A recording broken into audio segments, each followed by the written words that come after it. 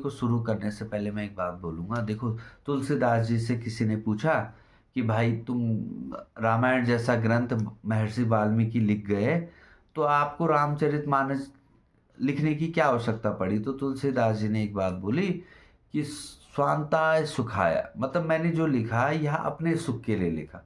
अपने मन के सुख के लिए, अपने मन को तृप्त करने के लिए, अपने मन को शांति प्रदान करने के लिए मैंने ये ग्रंथ लिखा।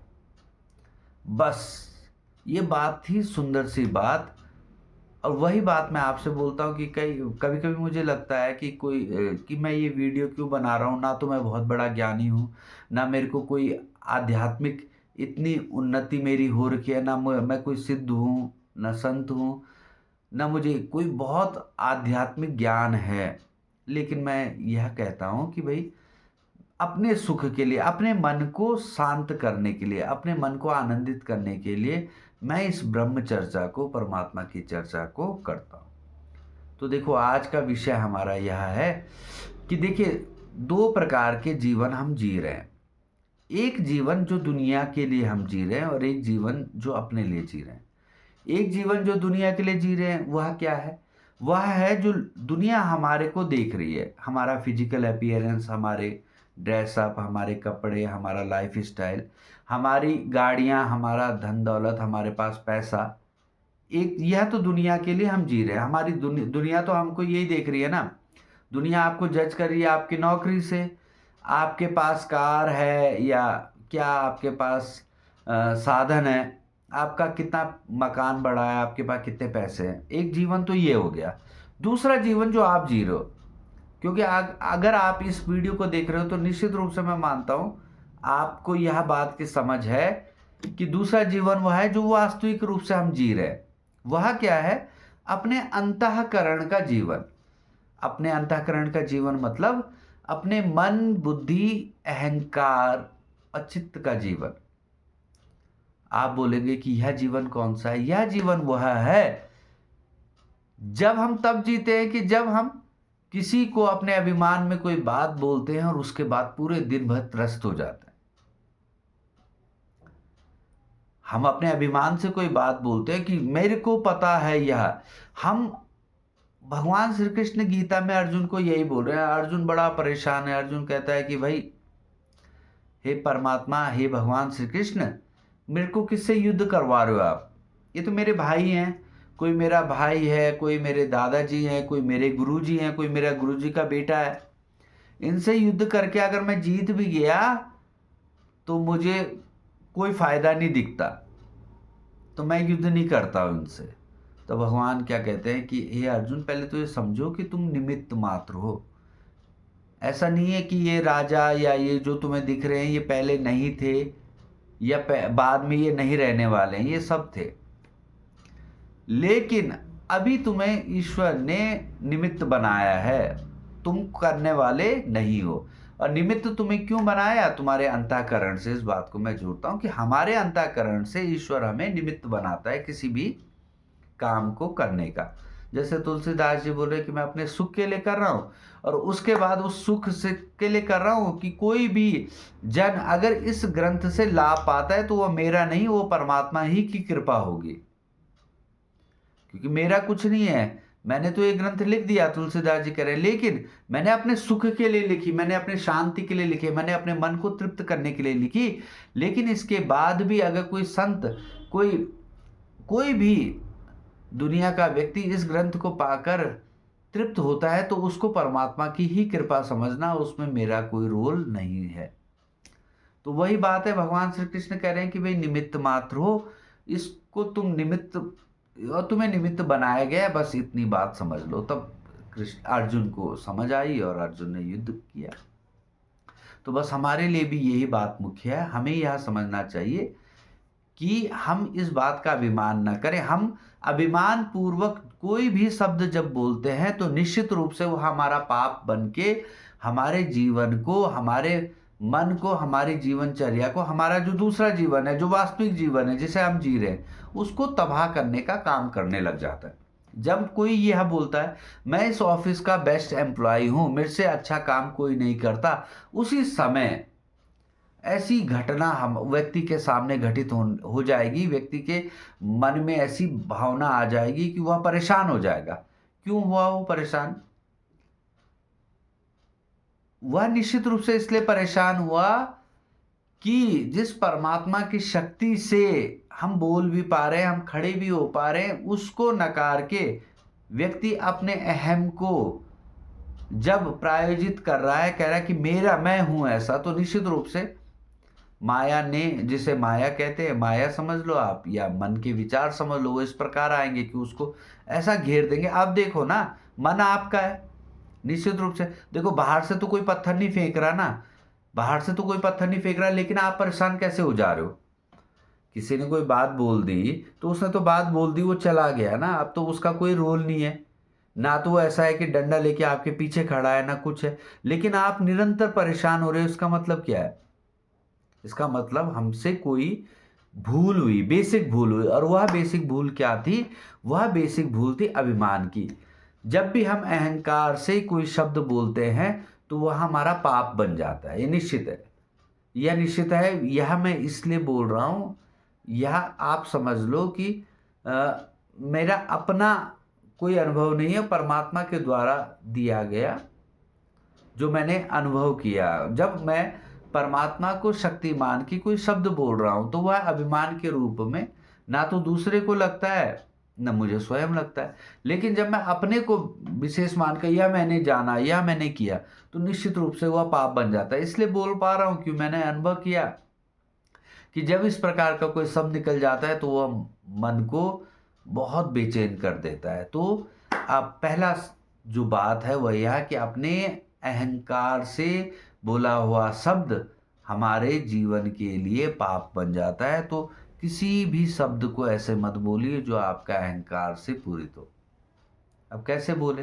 अब कैसे बोले यह है कि निश्चित रूप से यह जान लीजिए कि आप एक शब्द भी नहीं बोल सकते जब तक वह सत्ता आपसे बुलवाना नहीं चाह रही। जब तक उस सत्ता की शक्ति आपके साथ है तभी तक बोल पा रहे हो। तो सीधी सी बात है, जो मैं कर रहा हूं वह उस सत्ता की बल से ही कर रहा हूं। बस जो मुझे ज्ञान है वह उस सत्ता के बल से ही मुझे ज्ञान है। जो मेरे वाक्य निकल रहे हैं वह उस सत्ता के बल से ही निकल रहे हैं, मेरा अपना कुछ नहीं है।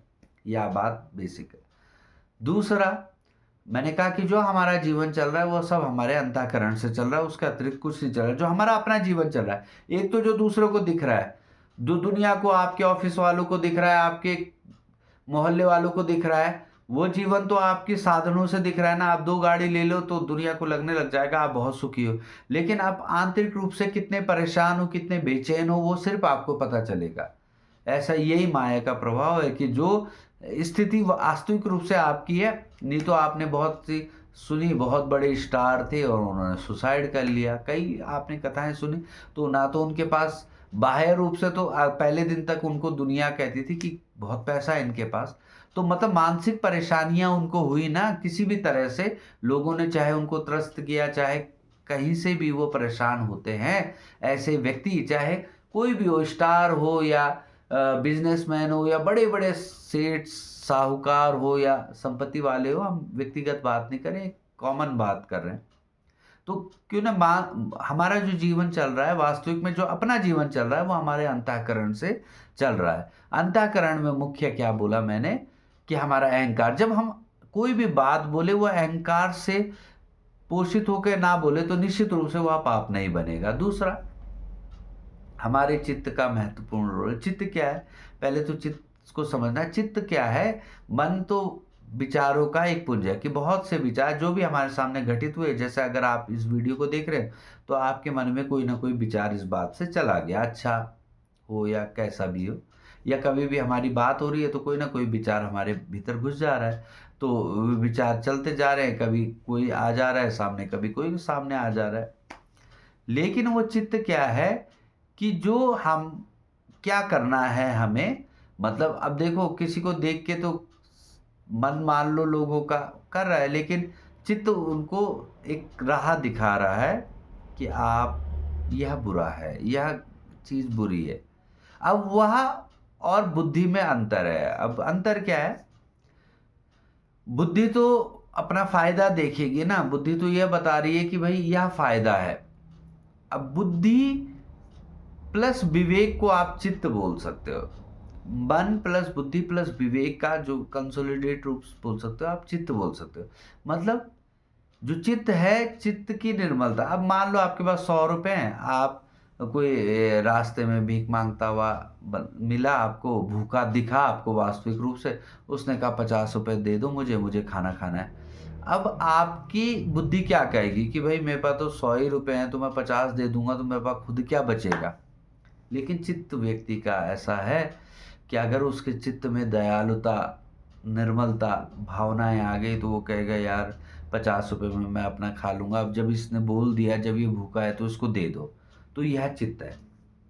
विवेक भी आदमी लगाएगा, लेकिन चित्त वास्तविक रूप से उसका जो निर्णय है वह दीन दुखी या निर्बल या जरूरतमंद लोगों के प्रति सचेत कर देता है चित्त।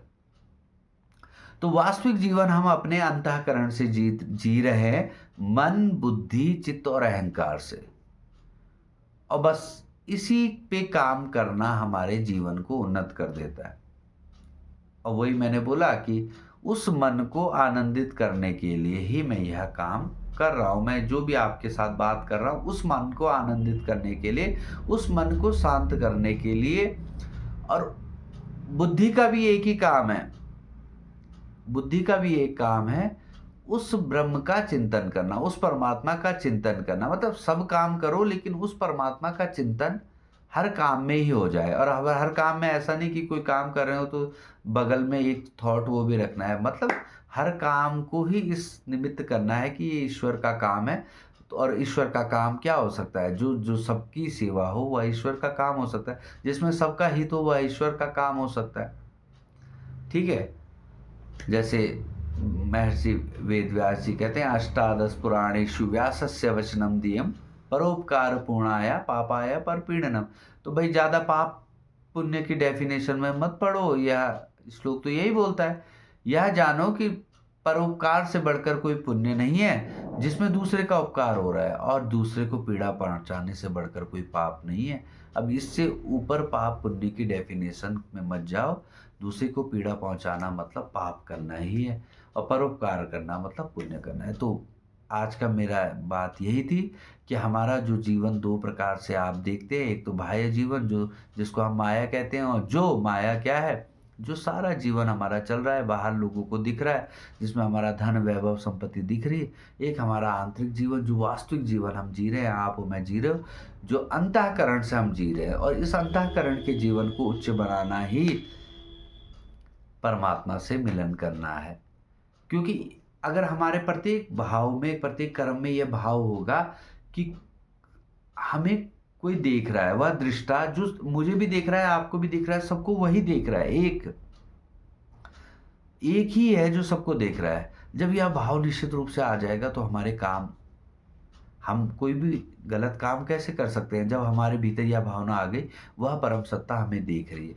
और जब धीरे धीरे हमारे भीतर यह भावना प्रगाढ़ हो जाएगी, तो वह परम सत्ता जो है हमारा ही स्वरूप है, वास्तविक स्वरूप। तो तब उस परम सत्ता और व्यक्ति में कोई भेद निश्चित रूप से होने वाला नहीं है। तो इस चर्चा को आगे भी जारी रखेंगे। नमस्कार, प्रणाम।